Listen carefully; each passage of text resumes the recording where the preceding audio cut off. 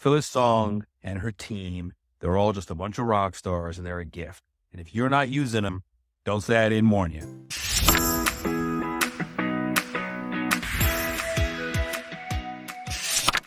Hey, let me tell you a story about this rock star I know. Her name is Phyllis Song.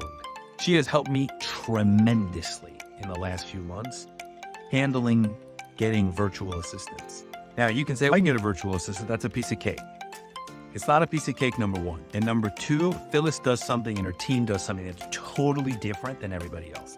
They're accountable for the virtual assistant. They train the virtual assistant. And more importantly, they train you.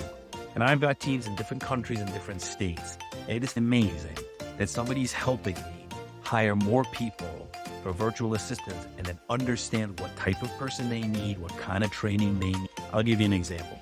We use RingCentral for one of our companies and phone systems.